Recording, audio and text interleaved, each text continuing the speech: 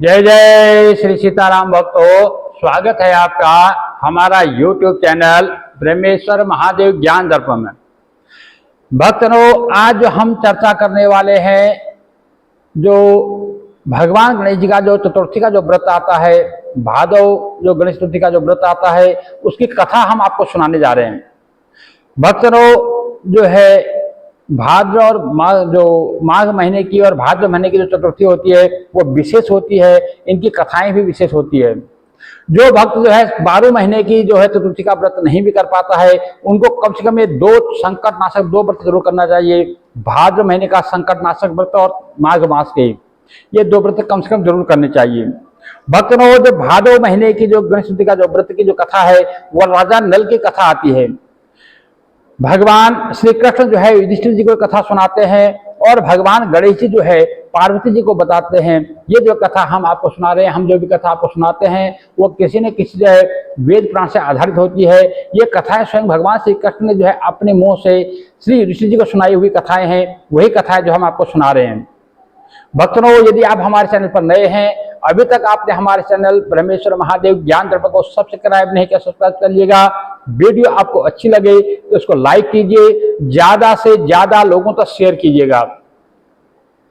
भक्तों, कथा इस प्रकार से है कि एक बार जो है माता पार्वती जी ने गणपति जी से पूछा कि हे पुत्र, भादव माह के गणेश चतुर्थी का जो व्रत है जिसको संकट नाशक चतुर्थी कहा गया है, किस तरह से किया जाता है मुझसे कहिए।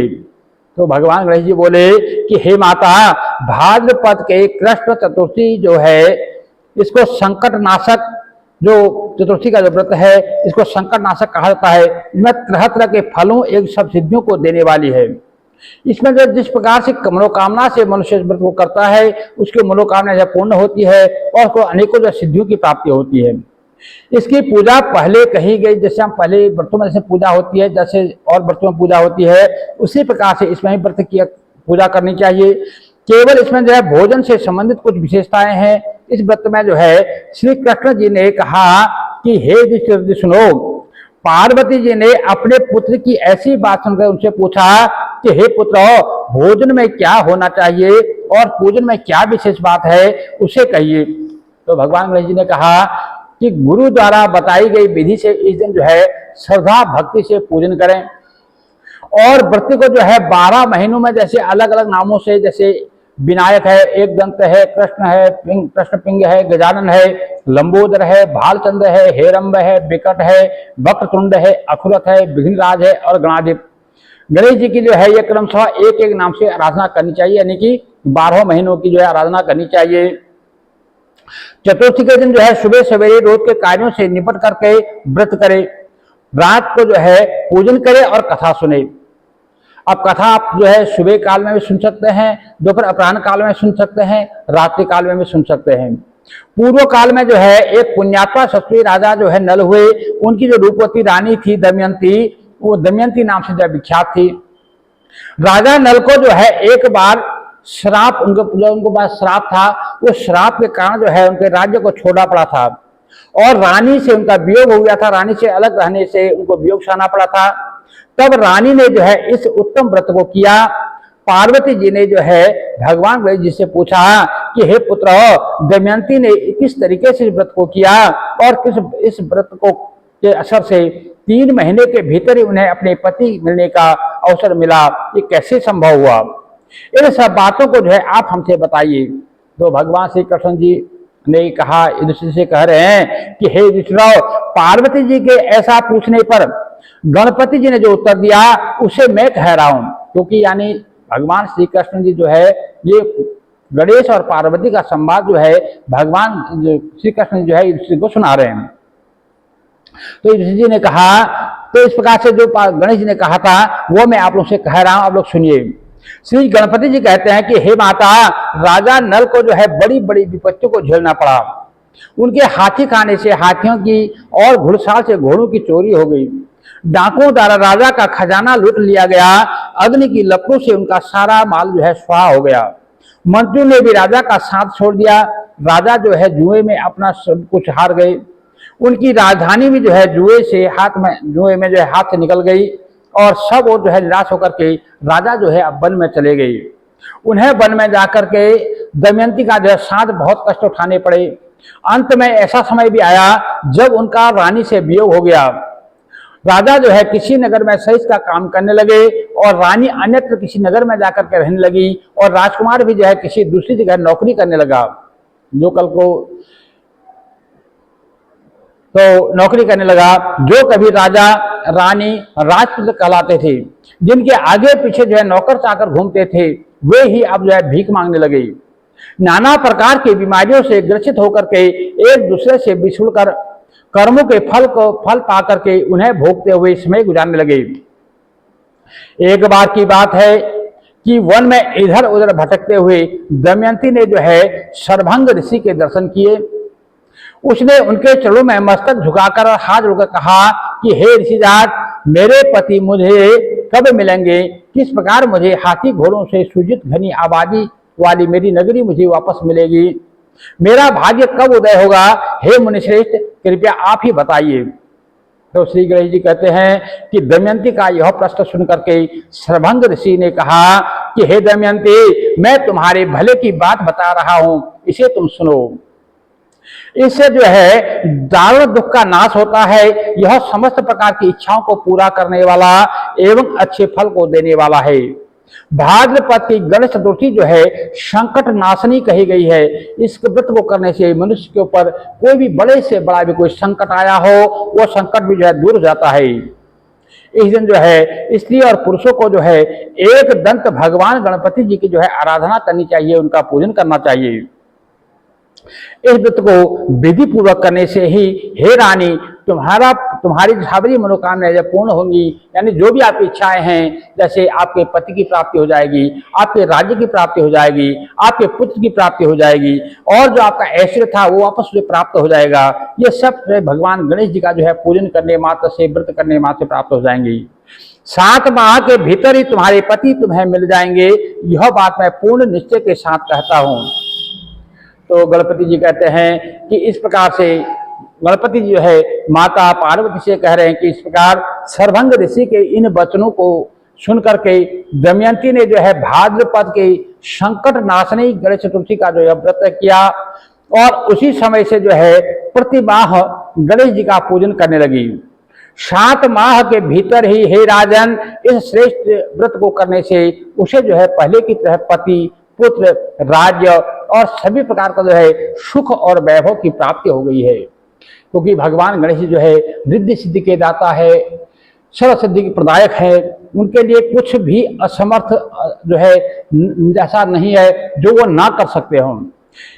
यदि कमी है तो हम लोगों में है, न तो हमारे पास श्रद्धा है, न विश्वास है, न हमारा भक्ति है। यदि श्रद्धा, विश्वास और भक्ति के साथ हम भगवान का पूजन करेंगे, ऐसा कोई भी समस्या नहीं है जिसका समाधान उनके पास ना हो। तो इस प्रकार से श्री कृष्ण जी कहते हैं युधिष्ठिर जी से कि हे पांडुपुत्र युधिष्ठिर जी, इस व्रत को इसी प्रकार करने से आपको भी जो है राज्य की प्राप्ति होगी। आप भी जो है इन जो संकटों से घिरे हुए हो, आपके समस्त शत्रुओं का नाश होगा, ऐसा निश्चय है। हे राजन, इस तरह मैंने आपको सर्वोत्तम व्रत को बताया है। यह समस्त संकटों का निवारण करेगा तथा तुम्हारे भाग्य की उन्नति को करेगा। इसलिए हे राजन, हे महाराज युधिष्ठिर जी, आप भी जो है अपने भाइयों सहित इस संकट नाशक गणेश चतुर्थी का व्रत को करो। तो इस प्रकार से भगवान श्री कृष्ण के बताने अनुसार जो युधिष्ठिर जो है अपने समस्त भाइयों सहित जो है इस व्रत को करते हैं और उनको जो है राज्य की पुनः प्राप्ति होती है। भक्तों, इस प्रकार से मेरा सभी से निवेदन रहता है, जो संकट नाशक जो गणेश चतुर्थी का व्रत है, इसका व्रत जरूर करना चाहिए। और यदि किसी कारण से कारणवश कोई, जैसे अब कोई वृद्धावस्था में है, कोई बीमार है, कोई रोग शोक से ग्रसित है, वो इस व्रत को करने में असमर्थ है, तो उनको जो है सुबह प्रातः काल में उठ करके स्नानादि से निवृत्त होकर के भगवान गणेश जी का पूजन करे। उनको दुर्वा इत्यादि चढ़ाए, फल चढ़ाए, फूल चढ़ाए, जैसे हमने पूजा की विधि बताई है उसी विधि से पूर्ण रूप से इनको पूजन करे। उसके पश्चात उनकी आरती करे, कथा श्रवण करे और उसके पश्चात जो है उनको भोग अर्पण करे। उसके पश्चात जो है फल इत्यादि लेकर के, सात्विक भोजन को लेकर के कथा जरूर सुने। यदि कोई व्रत लेने में असमर्थ है तो अपना कथा श्रवण करके सात्विक आहार ले सकता है, लेकिन कथा जरूर सुने, भगवान गणेश जी का पूजन जरूर करे, क्योंकि भगवान गणेश जी ही ऐसे हैं जो संकट को हरने वाले हैं, विपत्ति को हरने वाले हैं, सुख समृद्धि को देने वाले हैं। इसलिए हमें जो है, क्योंकि देखो मैं बार बार कहता हूं, जैसे भगवान गणेश जी है या भगवान शंकर जी है या हनुमान जी है या राम जी है, ये सब एक ही तत्व है। ये सिर्फ जो है अलग अलग विभाग ऐसा कर लेंगे कि उन्हें जो है हमें अपने हमारे मन इच्छा अनुसार जो है उन्होंने अपने आप को जो है अलग अलग रूपों में जो विभक्त किया है कि आप जो है, अगर आपको बुद्धि की जरूरत है आप इस रूप में मुझे भजो, अगर आपको ये चीज की जरूरत है तो आप इस रूप में मुझे भजो, आपको शक्ति की जरूरत है तो आप माता के रूप में मुझे जपो। मतलब इस प्रकार से भगवान ने एक रूप को ही उन्हें अनेक रूप में विस्तृत किया है, इसलिए इसमें किसी प्रकार का संशय नहीं मानना चाहिए। और भक्तों, आपको जो है एक ही भगवान है, उसके अनेकों रूप है। आप चाहे उनको गणेश जी के रूप में जपो, चाहे माता जी के रूप में जपो, चाहे शंकर जी के रूप में जपो, चाहे रामकृष्ण के रूप में जपो, चाहे हनुमान जी के रूप में जपो, वो एक ही है। लेकिन जो है हमें जिस चीज की आवश्यकता है उसको हमें उसी चीज के लिए, जैसे हमें मान लो जैसे हम अपने राजकाज में भी जाते हैं, हमें जिस चीज की जरूरत होती है हम उसी डिपार्टमेंट में जाते हैं। जैसे अब हमें दवाई की जरूरत है, हम दवाई की दुकान में जाएंगे, और हमें अगर भोजन की जरूरत है हम भोजन के होटल में जाएंगे, या हमें जिसकी जरूरत है हम उसी जगह में जाएंगे। उसी प्रकार से जो है भगवान के भी अनेक, भगवान एक ही है, उन्हें अपने आप को जो है अलग अलग रूपों में विस्तृत किया है।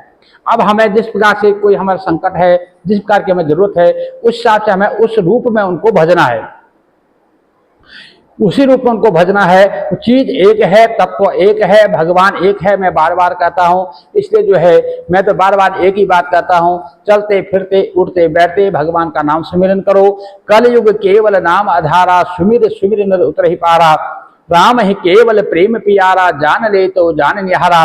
अब प्रेम पूर्वक जो है भगवान का नाम जपो, उठते बैठते चलते फिरते खाते पीते राम राम जपो, राम राम जपो, राम राम जपो, और निश्चित ही जो है एक दिन जो है हमारा जो है कल्याण होगा, इसमें कोई संशय नहीं है।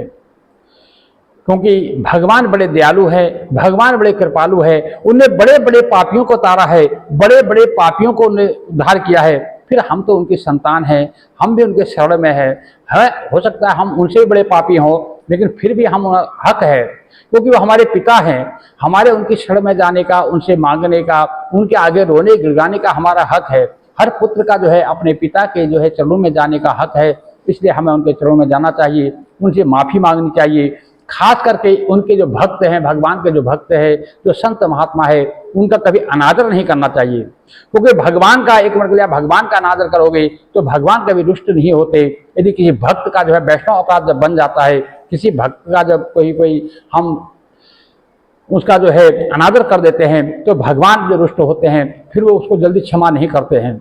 इसलिए इस बात का विशेष ध्यान रखना चाहिए। हमारे द्वारा किसी सज्जन पुरुष का, किसी भक्त का, किसी महंत का, किसी संत का, किसी प्रकार का कोई उनके प्रति कोई जो है असभ्य व्यवहार ना हो, कोई असभ्य वाणी उनके प्रति ना निकले, उनके कोई निंदा चुगली इत्यादि उनकी ना हो, और हमें जो है उनकी सेवा करनी चाहिए, क्योंकि भगवान जो है अपने भक्तों को बहुत प्यार करते हैं।